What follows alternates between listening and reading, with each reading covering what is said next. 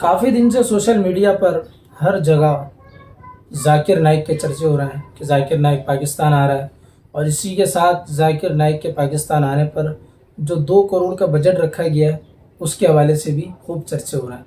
اور چرچے کس طرح ہو رہے ہیں؟ سب یہ کہہ رہے ہیں کہ اب کسی کو غریب کی بیٹی یاد نہیں آ رہی۔ اب 2 کروڑ بجٹ رکھا گیا ہے اس کے جلسے کے لیے، تو اب کسی کو غریب کی بیٹی کیوں یاد نہیں آئی؟ تو یہاں میں ان سارے دوستوں کو یہ پیغام دینا چاہوں گا جو اس طرح کے پیغام، اس طرح کی پوسٹ یا اس طرح کی ویڈیوز بنا رہے ہیں کہ اب غریب کی بیٹی کہاں گئی، اب غریب کی بیٹی کیوں یاد نہیں آ رہی۔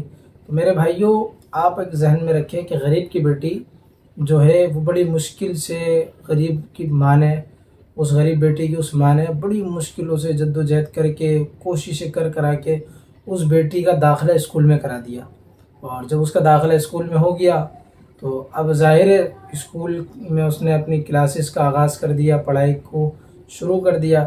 تو اب جب تک کہ اس کی کلاس مکمل نہیں ہوگی، اس کی تعلیم مکمل نہیں ہوگی، تو غریب کی بیٹی کی شادی تو نہیں ہو سکتی۔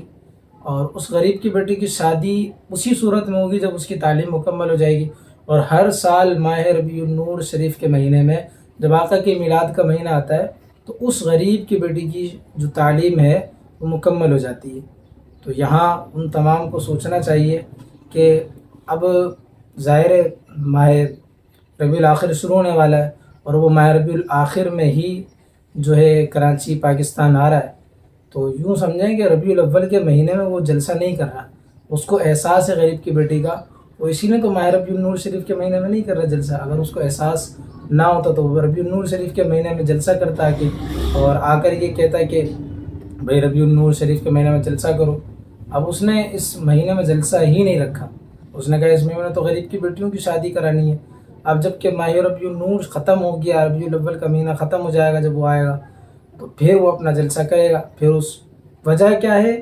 وجہ یہ ہے کہ ماہ ربیع النور ختم ہوتے ہی جتنی غریب کی بیٹیاں ہیں نا، ان سب کا تعلیم کا نیا سال شروع ہو جائے گا، اور پھر وہ اسی طرح اپنا سال پورا گزاریں گی، اور ربیع النور شریف کا مہینہ جب آئے گا تو پھر ان کی شادی کا سلسلہ ہوگا۔ تو پھر ایک شور مچے گا کہ غریب کی بیٹی کی شادی کرا دیں، غریب کی بیٹی کی شادی کرا دیں، آپ محفل پہ خرچہ نہ کریں، غریب کی بیٹی کی شادی کرا دیں۔ تو یہ جتنے بھی ہمیں اہل سنت کے علاوہ لوگ نظر آتے ہیں جو کسی بھی قسم کا جشن مناتے ہیں، اپنے بچوں کی سالگرہ مناتے ہیں، یا اور جو بھی ایونٹ پروگرام وغیرہ کرتے ہیں، وہ ربیع النور شریف کے علاوہ اسی لیے کرتے ہیں کہ ربیع النور شریف کے علاوہ کسی بھی مہینے میں غریب کی بیٹی کی شادی نہیں ہوتی، کیونکہ اور مہینوں میں غریب کی بیٹی اپنی پڑھائی میں مصروف ہوتی ہے، اور ماہ ربیع النور شریف کے مہینے میں غریب کی بیٹی تعلیم یافتہ ہو چکی ہوتی ہے، اس کی تعلیم مکمل ہو چکی ہوتی ہے۔ اسی لیے اس مہینے میں یہ شور مچایا جاتا ہے کہ غریب کی بیٹی کی شادی کرا دو۔ امید ہے یہ پیغام سمجھ میں آئے گا۔ السلام علیکم ورحمۃ اللہ۔